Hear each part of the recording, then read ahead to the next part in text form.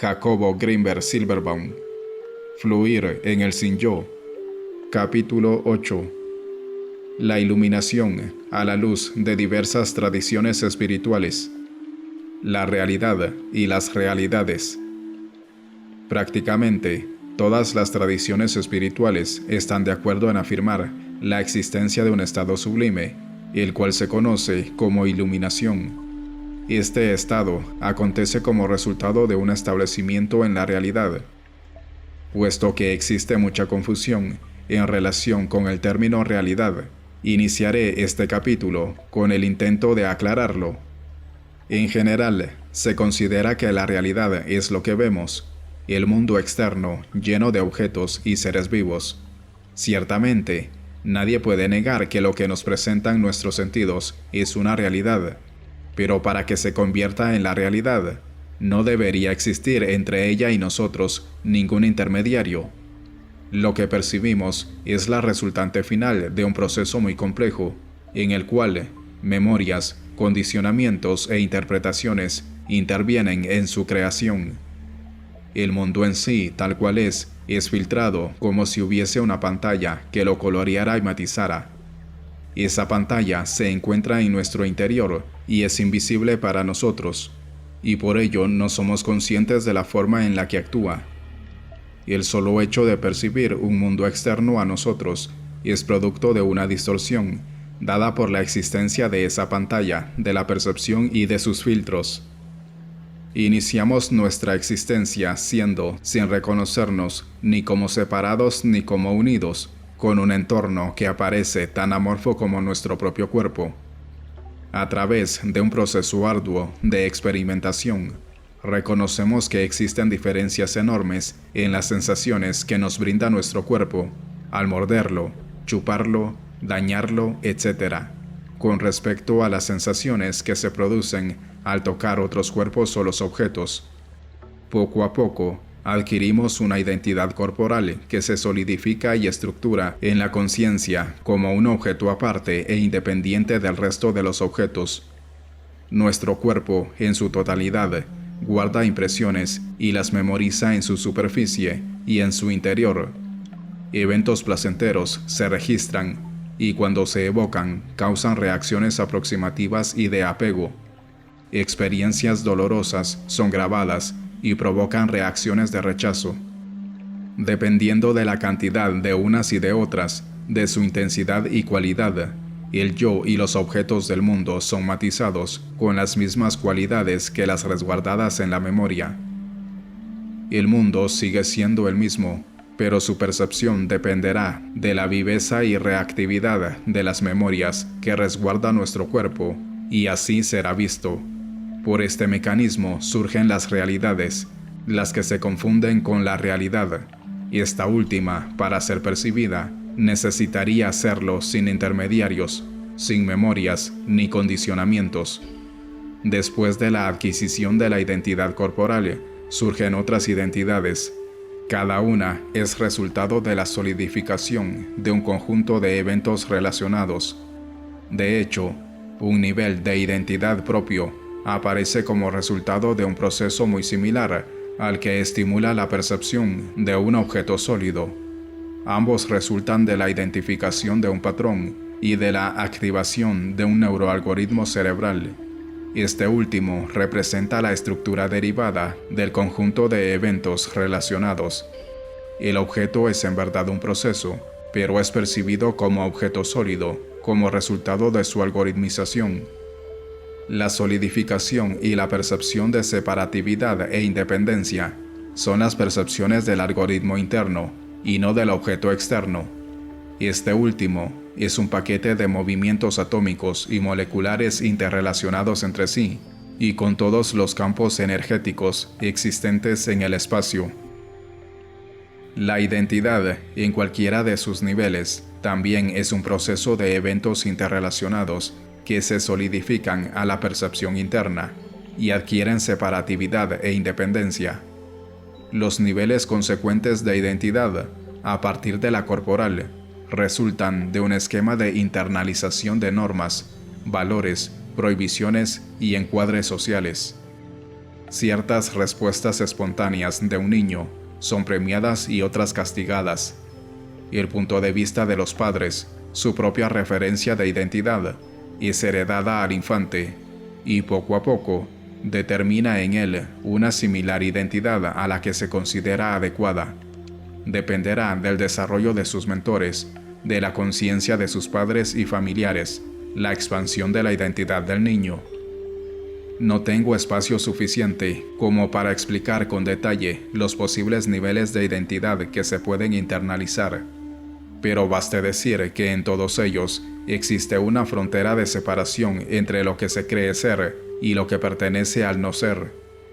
La superficie de separación entre estas dos creencias es la frontera de la identidad personal.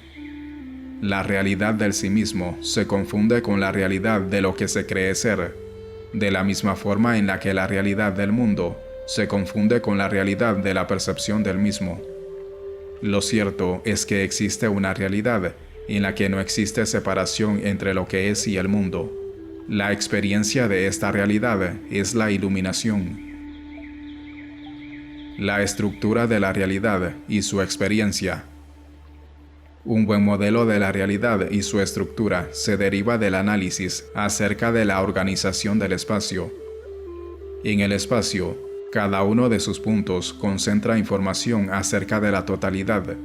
Todo lo que sucede en el universo se refleja en cambios que acontecen en cualquiera de todas sus porciones. La organización de la información en el espacio es holográfica, no solo por la razón anterior, sino por el hecho de que todo en él está interconectado y nada en él es independiente. Al contrario, una estructura de mutua independencia, no separatividad e interconexión mutua, forma la trama espacial en la cual se inscriben todos los conocimientos. Lo que está sucediendo en este lugar repercute y afecta en todas las zonas del espacio, y lo que acontece en todos los puntos del universo está representado aquí. Nuestro cerebro registra todos estos cambios, por sutiles que sean, pero nuestra conciencia solo detecta aquellos que sobresalen por encima del ruido del sistema. A su vez, el ruido del sistema está determinado por las memorias no elaboradas que existen en el cuerpo, por los filtros de la realidad y sus pantallas de intermediación. Si este ruido disminuyera, seríamos conscientes de lo que sucede en todo el universo, porque naturalmente lo registramos. La estructura de la realidad es enteramente similar a la estructura del espacio. Cada nivel de la identidad yoica contiene la semilla de la realidad. A partir de la sensación indefinible de ser en el neonato, la experiencia asociada con la identidad corporal en el niño y todos los niveles de identidad subsecuentes, la realidad está presente, pero limitada por alguna estructura solidificada. En otras palabras, lo que siento ser como mi yo contiene la experiencia de la realidad, y ésta se encuentra en toda la escala de mi desarrollo hasta la misma iluminación. La diferencia es que, en esta última, mi identidad es la misma realidad sin filtros ni separaciones, mientras que antes, la misma realidad era experimentada como un yo, pero en forma limitada y distorsionada. El sabor de la iluminación. Puesto que la realidad es holográfica, su sabor se encuentra en cada uno de los estratos del yo. El yo desde el cual observamos el mundo es el mismo yo desde el cual el mundo se observa a sí mismo. Experimentar el hecho de que la imagen se ve a sí misma y el sonido se oye a sí mismo es situarse en la realidad de la iluminación, y allí el sabor de esta es pleno, completo. En todas las demás identidades, la experiencia del yo también contiene el sabor de la iluminación, pero en un grado menor y con una cognición equivocada. El entendimiento de que no existe observador independiente del observado y que hay algo más allá de cualquier dicotomía, únicamente se logra cuando todas las solidificaciones de todas las identidades se han logrado desechar. Esto, a su vez, acontece como resultado de la limpieza y elaboración de la memoria, y la consiguiente percepción de nada como objeto independiente y con existencia absoluta. En la realidad, nada existe excepto ella, porque la solidez de todo ha desaparecido. Y esta desaparición se produce cuando se percibe con claridad que la solidificación fue solo un mecanismo adaptativo y necesario para evitar ser internado en un hospital psiquiátrico occidental. La identidad sin solidificación es la identidad de un yo sin separaciones. La materia y la conciencia. Uno de los legados cognitivos más difíciles de desechar es el que afirma la existencia de la materia. La estructura básica del espacio se considera como inanimada, aunque se le asigna la capacidad de crear todas las formas posibles. Estas últimas, como distorsiones de una estructura inanimada, también se catalogan como inanimadas. Muy lejos de nuestra concepción está la idea primaria que afirma que aún la estructura misma del espacio es conciencia. Si asumiéramos esta consideración, tendríamos que aceptar que todo lo que existe son diferentes niveles de complejidad de la misma conciencia. Desde este punto de vista, la existencia humana y la de una partícula elemental comparten el mismo sustrato. También, desde este punto de vista, una afirmación tan temeraria como la imagen se ve a sí misma adquiere pleno sentido. Si esto es así, salen sobrando los puntos focales de identidad y la sensación de poseer independencia yoica no es más que una ilusión derivada del proceso de solidificación. Según este, yo soy el que percibo una realidad separada de mí, y si yo dejara de existir, la realidad percibida también dejaría la existencia. Lo cierto es que yo nunca puedo dejar de existir, simplemente porque nunca he existido y nunca existiré. La ilusión de existencia separada cae hecha pedazos en la realidad de la iluminación, porque allí se comprende que nunca hubo nacimiento y nunca habrá muerte. Oigamos ahora lo que los iluminados de las diferentes tradiciones han dicho acerca de la experiencia de la realidad. En la iluminación, la individualidad no se pierde, sino que se expande, y cada ser realizado enriquece a la realidad. Al mismo tiempo, de la lectura de lo que sigue, será más que obvio que la experiencia de la realidad es una, y no difiere de tradición en tradición. La experiencia de la iluminación en diferentes tradiciones espirituales. Budismo Zen. El Zen, tal y como lo conocemos en la actualidad, se originó en China, cuando Bodhidharma, el 280 patriarca a partir del Buda de nuestra era, introdujo el budismo en China desde la India. En la India no existió el Zen porque el espíritu hindú, a diferencia del chino, es demasiado metafísico y alejado de la vida práctica. Sin embargo, se considera que el Zen apareció una tarde hindú en la que Buda predicaba ante una congregación de sus discípulos en el monte del Santo Buitre. No habló porque deseaba transmitir directamente la doctrina de la iluminación, y esta no puede explicarse con palabras.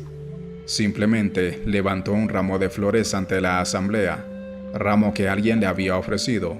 Nadie entendió el mensaje, excepto Mahakasyapa, un viejo y noble discípulo, quien sonrió silenciosamente. El Buda comprendió que Mahakasyapa pudo captar íntegramente el significado de la iluminación, y proclamó: «Tengo el más precioso tesoro, espiritual y trascendental, que en este instante te entrego, oh venerable Mahakasyapa». Mahakasyapa fue el segundo patriarca después del mismo Sakyamuni y el único que captó la doctrina de la iluminación. Buda sabía que su realización íntegra no sería entendida y nunca intentó explicarla por completo. Desarrolló una serie de preceptos morales y doctrinarios que muchas veces se confunden con el verdadero budismo, olvidando que éste tiene su raíz en la experiencia de la iluminación en forma directa. El Zen se precia en ser la única rama del budismo que es capaz de estimular la iluminación y que se basa en ella como esencia de su enseñanza. Del Buda que precedió a Sakyamuni, recordamos: pura e inmaculada es la naturaleza de todos los seres sensibles. Desde el principio mismo no hay nacimiento ni muerte. Este cuerpo, esta mente, son fantasmal creación, y en la transformación fantasmal no hay pecados ni méritos.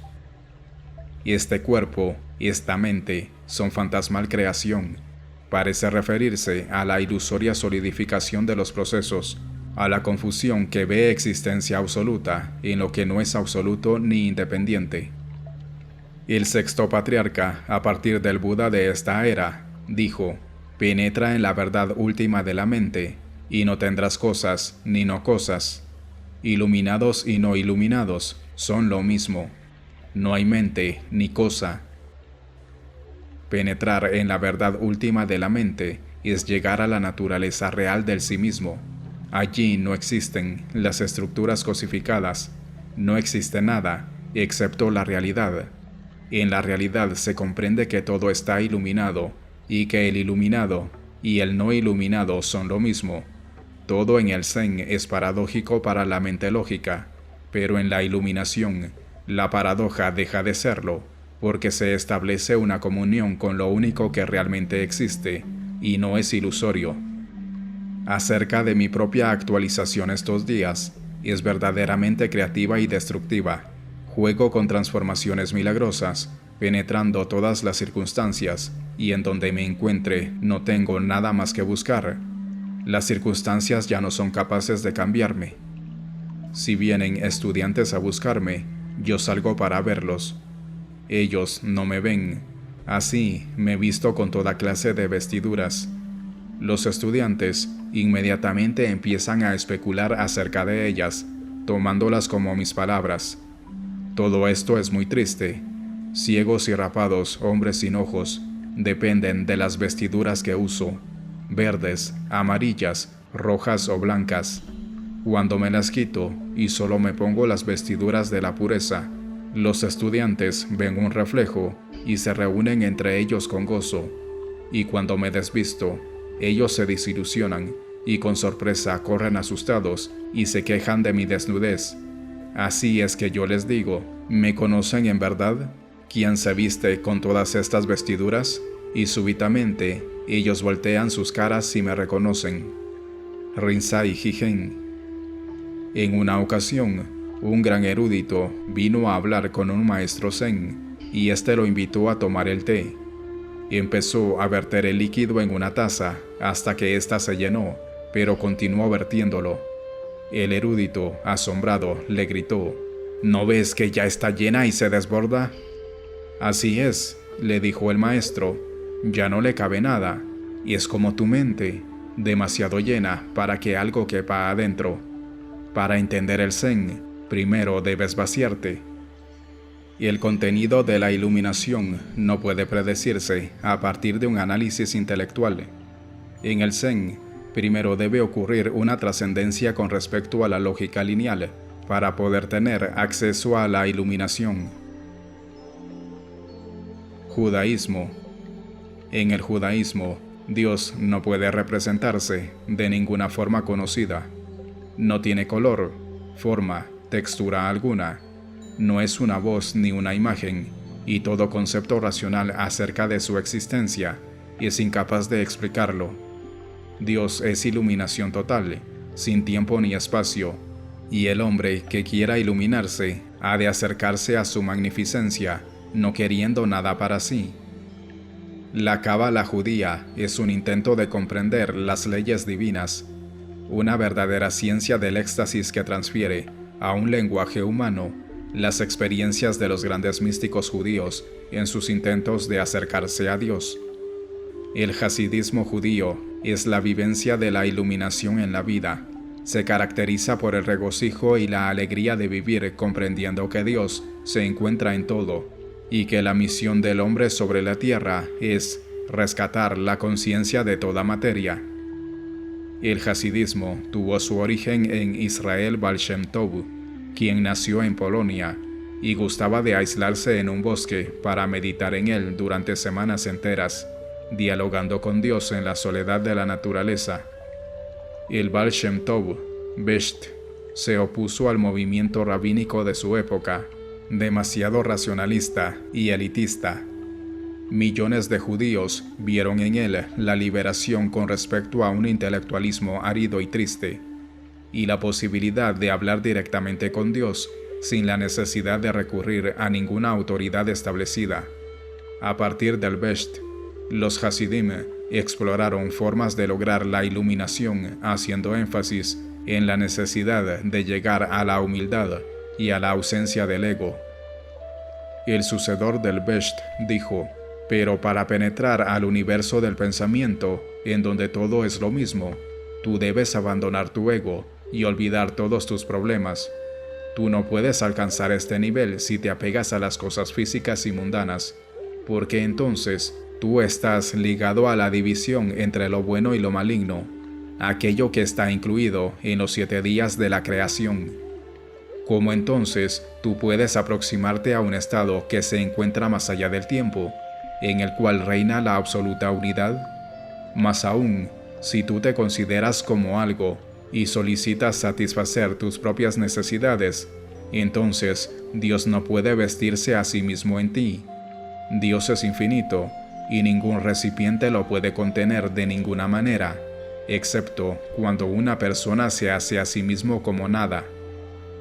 En el judaísmo, la unidad se valora por sobre todas las cosas, y Dios se concibe como uno y único, y en el que todo se encuentra incluido.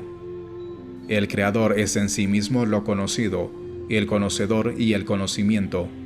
Su conocimiento no consiste en el hecho de que Él dirige sus pensamientos hacia objetos externos a Él, puesto que en el comprenderse y conocerse a sí mismo, Él comprende y conoce todo lo que existe. En esta forma, la perfección de todas las criaturas consiste en el soporte que las une con el origen primario de su existencia, y ellas caen y se hunden de esa posición alta y perfecta en proporción a su separación de él. Para el judaísmo, la iluminación consiste en acercarse a él, es decir, llegar a la unidad en la cual desaparece el observador y lo observado, el sujeto y el objeto, y la imagen se ve a sí misma. Hinduismo. En los aforismos sobre el yoga de Patanjali, este recopilador describió una técnica que permite obtener un conocimiento directo con respecto a cualquier objeto. Esta técnica se denomina Sanyama y consiste en 3 pasos. Supongamos que deseamos conocer una flor. El primer paso del Sanyama sobre la flor consiste en atenderla concentrándose en ella. El segundo paso de Sanyama consiste en mantener la concentración enfocada totalmente en el objeto. Cuando esto se logra, la flor acaba por ocupar totalmente la conciencia del practicante, sin otro contenido más que ella. En el tercer paso se penetra cuando se logra una fusión con la flor, y ésta se comprende desde dentro, conociendo su significado. En ese momento, la flor desaparece como objeto sólido y codificado. Este Samadhi es el sistema de Patanjali. Cuando se aplica al propio yo, resulta en la iluminación. De la misma forma, hacer Sanyama sobre la realidad transforma a esta en la realidad. En el pensamiento hindú, se habla de la existencia de un nivel fundamental o esencial al que se tiene acceso cuando se inhiben las fluctuaciones de la mente.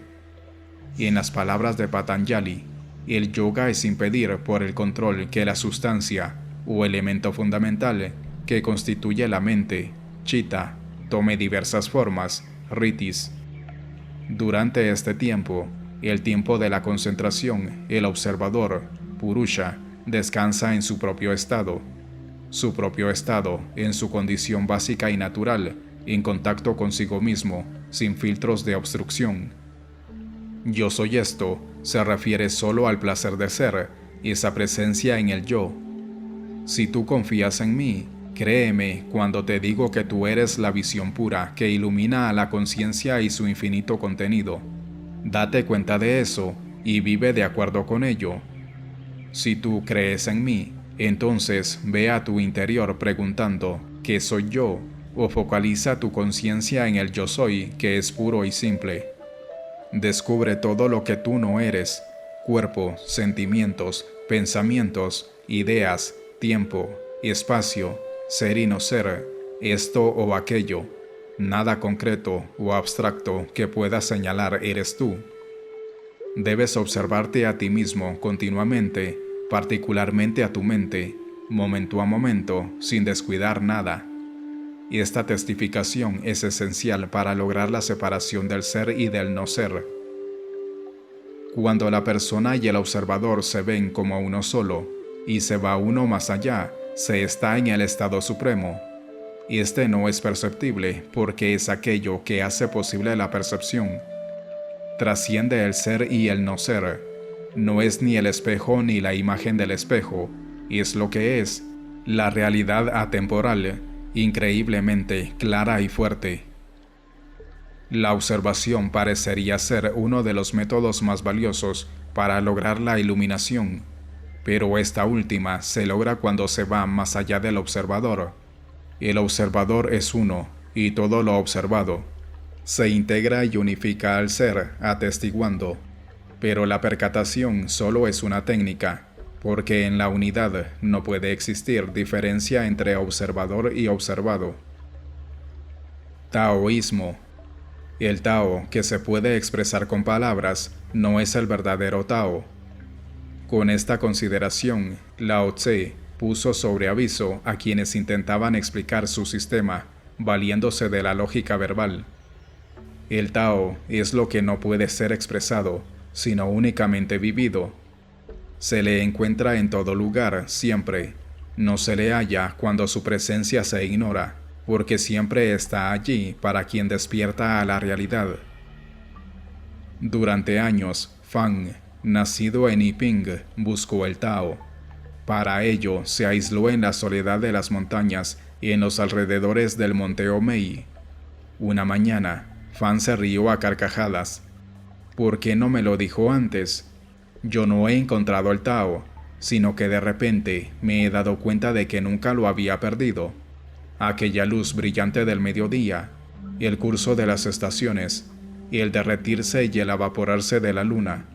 Todo eso no son funciones majestuosas o símbolos propicios de lo que se esconde detrás, son el Tao. Nacer, respirar, comer, releer, caminar, sentarse, despertar, dormir, vivir, morir, hacer todo eso y seguir el Tao. Cuando aprendes a tomar las cosas como vienen, sin preocuparte con pensamientos de alegría y tristeza, dejándote llevar sin pensar en el deseo de que algo sea distinto de lo que es, y entonces eres una sola cosa con las nieblas del valle, las nubes flotantes. Has alcanzado el Tao, has renacido inmortal. Es una broma pasarse años buscando lo que nunca se perdió. De nuevo, nos encontramos con la unidad como estado supremo, sinónimo de iluminación. Esta percepción te llevará a dar cara a cara con el auténtico secreto querido por todos los sabios consumados. La mente del que vuelve a la fuente se convierte, con ello, en la fuente. Tu propia mente está destinada a convertirse en el mismo universo. Cristianismo. Los 40 días de ayuno de Jesús y su rechazo de bienes materiales y poderes mundanos indican que su identidad no estaba ligada ni a su cuerpo ni a sus satisfactores. La forma en que manejó su dolor corporal conservando el amor a su prójimo señalan que su conciencia estaba situada en la realidad. Era libre con respecto a la autoridad establecida, demostrando con ello su desapego con respecto a la identidad colectiva.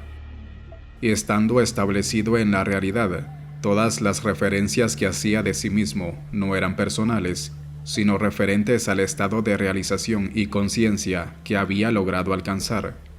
Solamente así se pueden comprender algunas de sus afirmaciones. Si alguno quiere venir en pos de mí, niéguese a sí mismo y sígame. Es decir, si alguien quiere acercarse a la iluminación, debe desidentificarse con respecto a su identidad limitada. En conciencia de unidad, los límites corporales incluyen el entorno, de allí que se puedan efectuar hazañas de poder. Los milagros atribuidos a Jesús pueden explicarse como resultado de que éste estaba establecido en su naturaleza real, la cual es la misma para todos y para todo. En la realidad, lo que se vive no se encuentra separado de lo que otros viven. Se es el Hijo del Hombre, porque todas las posibilidades humanas se incluyen dentro de la propia identidad. Cualquiera que reciba a este niño en mi nombre, a mí me recibe. En mi nombre significa en mi estado de conciencia, en la que el niño y yo somos uno y el mismo. La desidentificación implica inocencia y falta de juicios, percepciones de lo obvio y espontaneidad. No existe ego ni preocupaciones, se es como un niño. Yo te alabo, oh Padre, Señor del cielo y de la tierra, porque escondiste estas cosas de los sabios y entendidos, y las has revelado a los niños. Los sabios y entendidos son los que utilizan la lógica lineal y racional, y la realidad nunca puede apreciarse así. La realidad se encuentra en todo, y todo transpira su belleza y magnificencia. Considerad los lirios, cómo crecen, no trabajan ni hilan, mas os digo que ni aun Salomón con toda su gloria se vistió como uno de ellos. En la realidad no existe azar y todo es como debe ser, pero para percibir esto se debe vivir en el presente. El reino de Dios no vendrá con advertencia, ni dirán, helo aquí o helo allí, porque he aquí, el reino de Dios está entre nosotros. Chamanismo mexicano. La omnisciencia es una de las cualidades más apreciadas en el chamanismo mexicano. Don Panchito, de Tixhualactún, la poseía en un grado extraordinario. Todo lo que sucedía acontecía dentro de su mente y él observaba. La aparición de un sonido era percibida por él, paso a paso, y nada existía en el exterior. El ladrido de un perro se construía en una zona de su mente y se matizaba en otra hasta hacerse reconocible, pero ni perro ni ladrido existían en un afuera separado de la propia mente, puesto que todo le acontecía adentro. No existían distancias para su conciencia. Sabía lo que hacían, decían y experimentaban sus discípulos, como si le estuvieran sucediendo a él mismo. Las hazañas quirúrgicas de Pachita, en las cuales la materialización de órganos y los trasplantes de los mismos formaban parte de su vida cotidiana, no pueden explicarse a menos de considerar que esta chamana nahuala estaba localizada en la unidad y que su cuerpo abarcaba al de sus pacientes. En el cuerpo orgánico, una orden de movimiento de un brazo es seguida por el acto en una concatenación natural. Cuando el cuerpo se expande, las cosas obedecen las órdenes, porque han dejado de ser cosas para convertirse en parte del propio cuerpo. Para don Juan Matus, la percepción se explica como resultado de la alineación de las bandas de emanaciones conscientes, comandadas por un punto de encaje. La iluminación acontece cuando el chamán es capaz de alinear simultáneamente todas las bandas, manteniendo la conciencia de ser durante esta expansión. Alinear todas las bandas implica alcanzar la unidad de todas las realidades posibles. Don Rodolfo, de Jalapa, afirma que el verdadero chamán es aquel que ha logrado amar a todos igual que a sí mismo, no haciendo distinción alguna en su labor de ayuda y curación al prójimo. Don Lucio, de Morelos, logró establecer contacto con un nivel de la realidad en el cual todos son hermanos, en ausencia de celos, envidias o competencias. A partir de su experiencia, todo aquel ser necesitado de su ayuda la recibe, aun cuando ello signifique un sacrificio personal. El chamán está abierto para vivenciar niveles no ordinarios de la realidad y servir como puente de unión entre aquellos y la realidad cotidiana. Por ello, es un experto para penetrar en estados de éxtasis, de los cuales extrae su sabiduría. Sufismo. Los místicos del Islam son unos enamorados del amor. Consideran que el corazón es el centro del vivir y desde allí, en amor por todo, se puede vivir la realidad. El zikr es la técnica de meditación que los sufis utilizan. En ella se hace la siguiente afirmación: Alá ilaha illallahu. No existe Dios excepto Dios. Dios es la realidad y nada existe fuera de él. El sufi ama a Dios por sobre todas las cosas y a través de ese amor alcanza la unificación. Su amor entró y removió todo excepto a él y no deja traza de nada más. De esta forma se volvió uno, tal como él es uno. El anhelo del sufi es acercarse a Dios, el amado, y ser uno con él. Sentirse unido con Dios por un instante es mejor que todos los actos humanos de devoción desde el inicio hasta el fin del mundo. Jalaluddin Rumi proclamó que el amor del alma por Dios es el amor de Dios por el alma, y que al amar el alma, Dios se ama a sí mismo. En mi corazón tú habitas, en mi ojo tú brillas. Solo ser uno contigo mi alma desea. Abu Said. Conclusiones. La realidad es una, lo mismo que la iluminación, y aunque cada tradición espiritual se refiere al estado supremo, utilizando diferente terminología, mente en el budismo, Dios en el judaísmo, Tao en el taoísmo, todas hablan de lo mismo. En la iluminación no se pierde la individualidad, sino que se expande.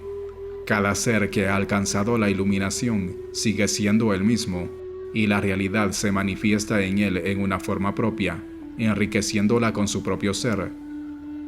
La iluminación no es un vacío nulo de contenidos, pero se requiere llegar al vacío de todo filtro y condicionamiento para vivirla. En ella, el amor y la compasión permean todo acto. La iluminación tampoco implica un abandono de la vida o del cuerpo. Al contrario, la realidad es vida efervescente y pura, repleta de vivencias y contenidos. En la iluminación se está en el mundo, pero no se es del mundo. Se está para compartir y colaborar, porque en la iluminación, la única motivación con respecto a los demás es ayudarlos a llegar a ella. Que todos nos iluminemos en esta vida y que lleguemos a la realidad